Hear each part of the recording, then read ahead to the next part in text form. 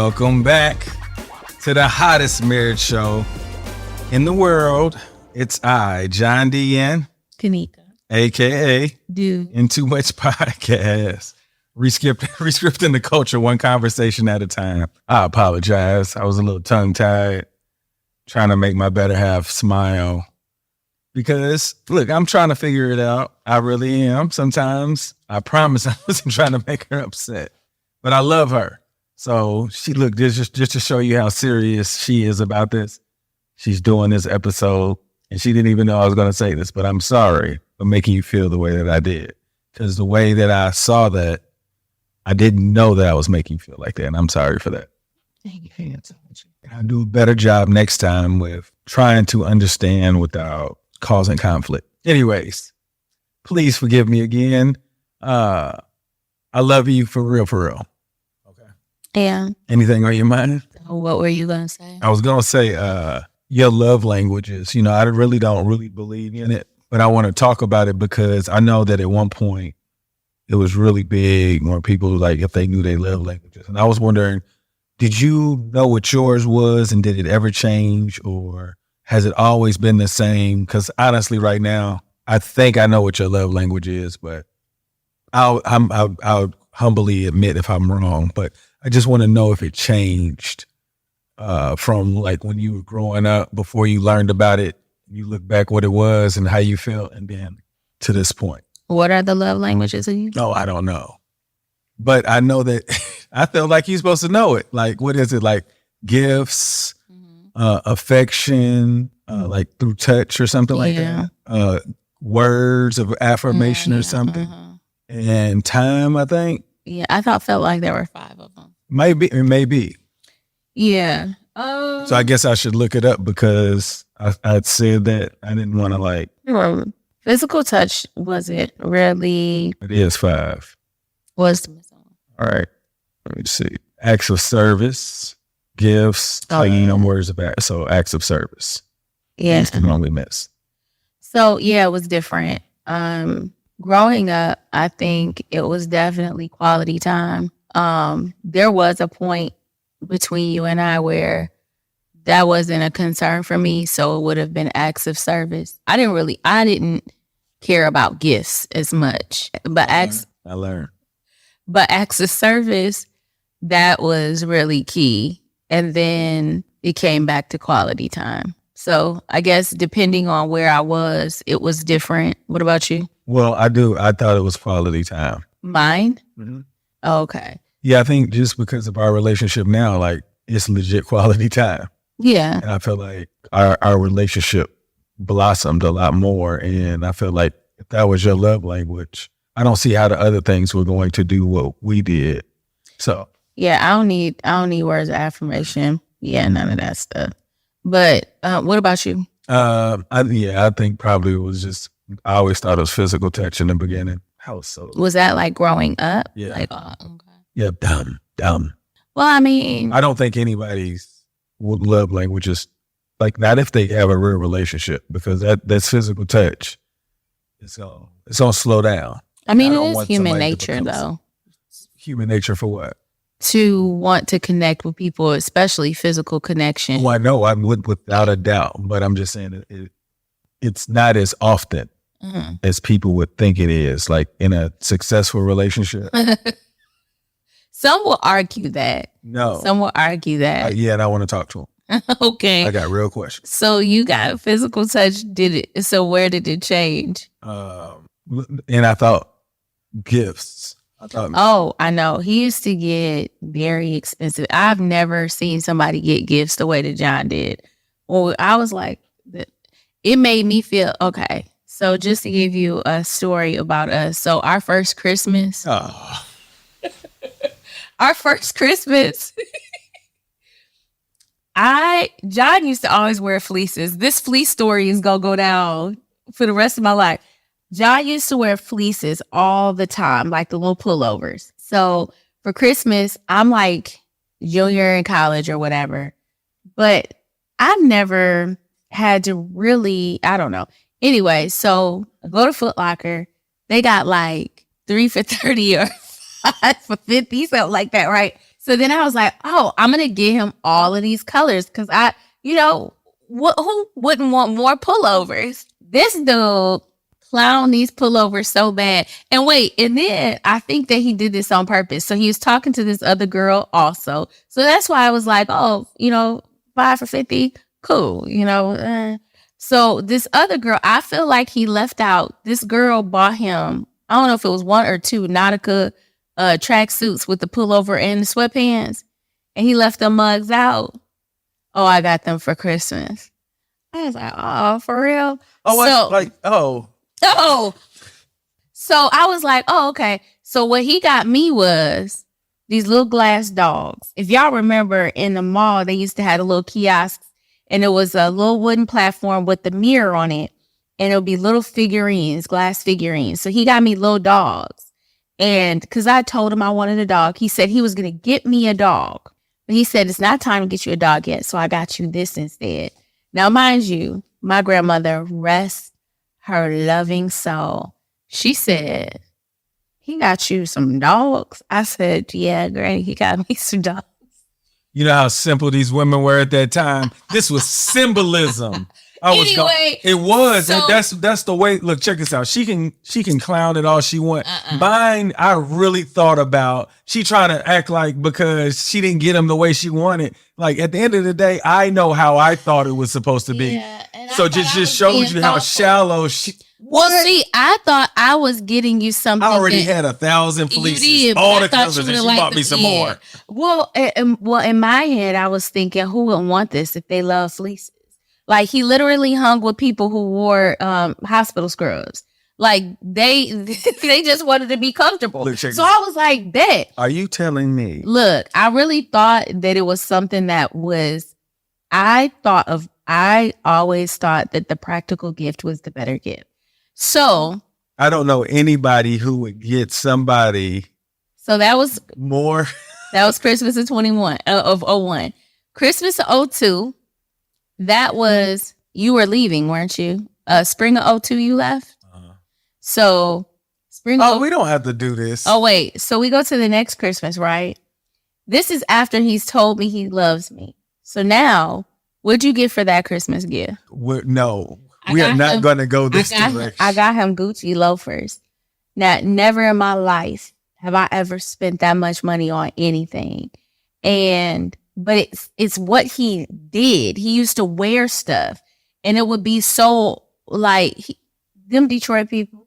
I love my Detroit people. But y'all definitely had this Louisville boy out here wearing Gucci. So he wanted some Gucci loafers. I got him Gucci loafers. What did you give me that year? Was it the Movado watch? Okay, we're doing too much. No, it's not. Because you got to get the point. So he's going on and on. John spends money. And I was like, why is he doing this? Because it's not even necessary. But then I felt like I had to do it because I got clowned for my 5 for 50.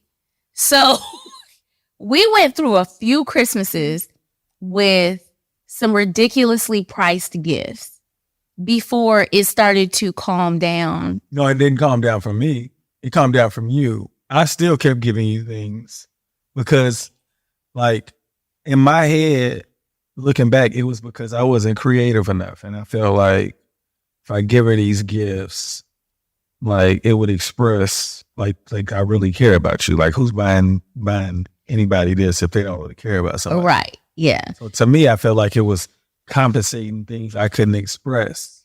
Yeah. And I would have preferred the creative gift, which I would give him creative gifts, not the fleeces, but I did have some other pretty impressive gifts.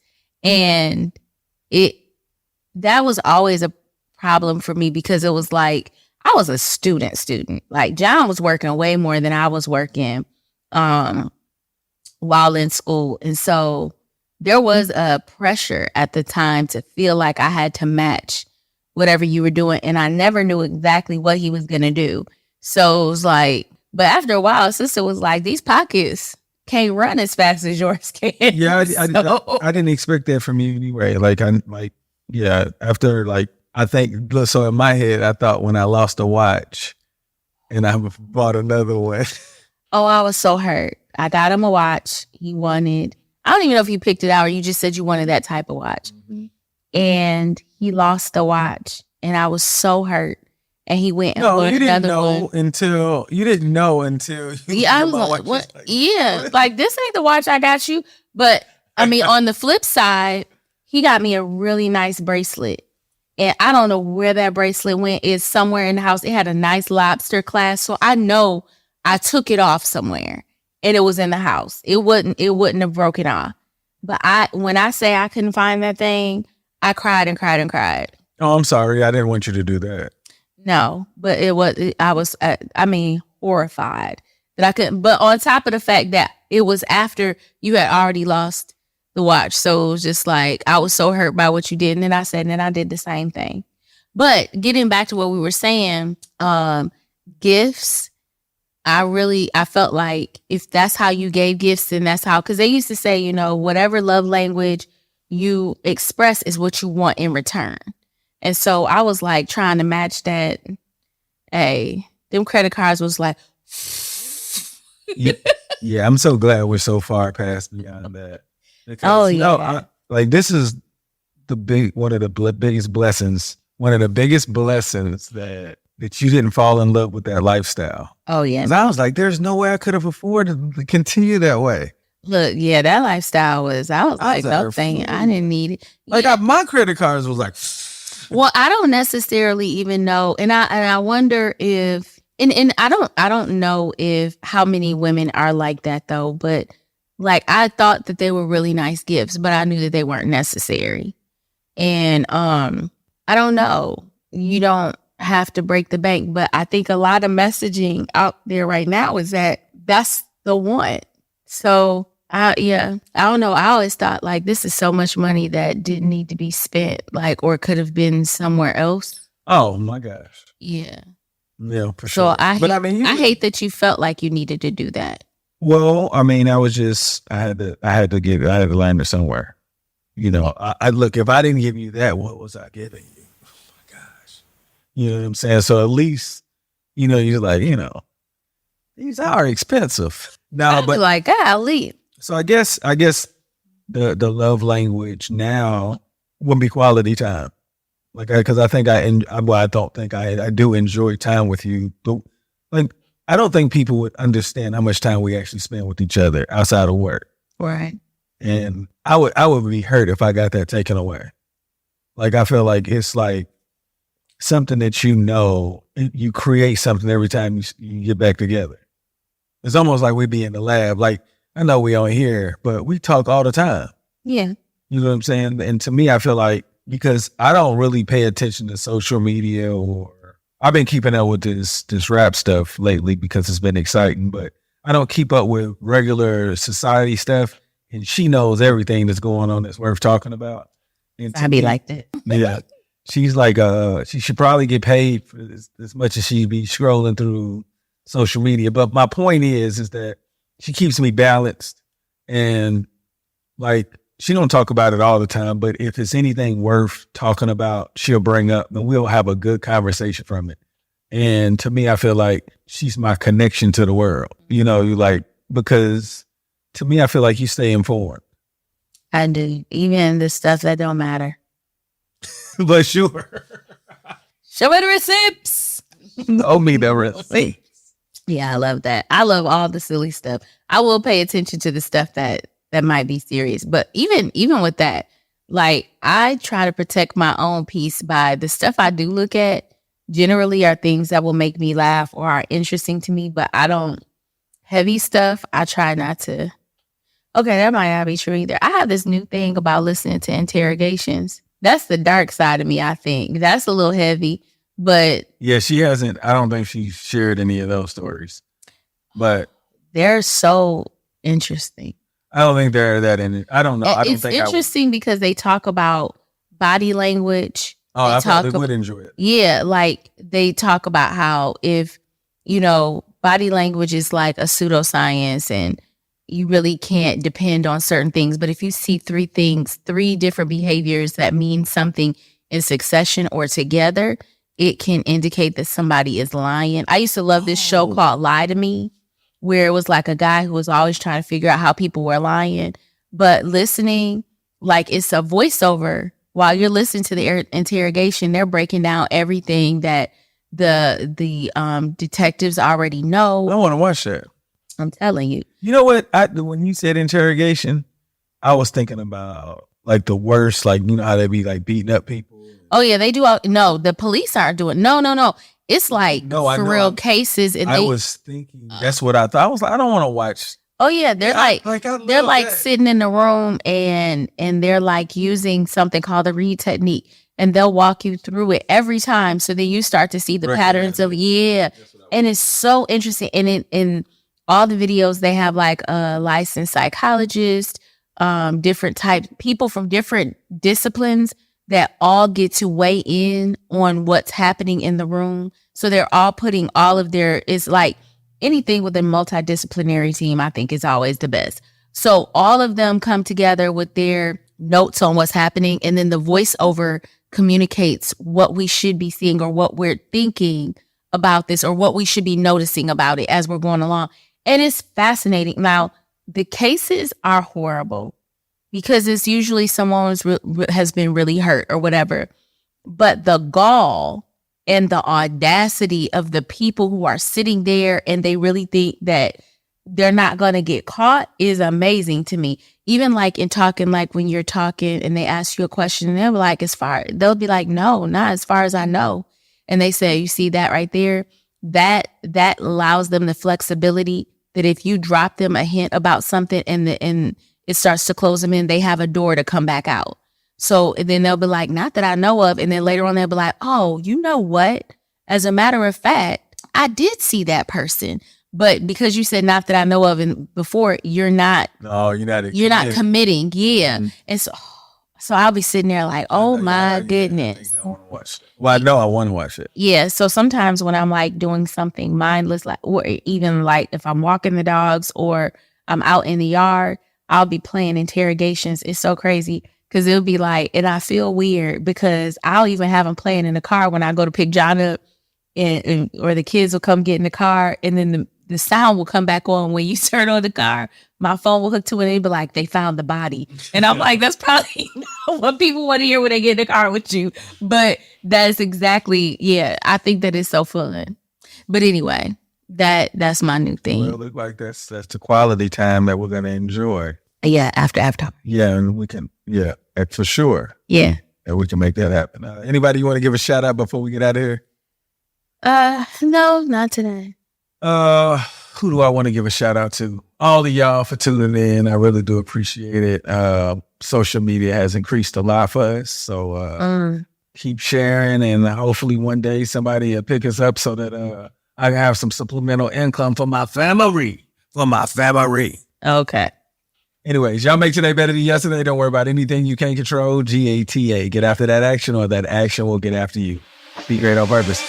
Boom.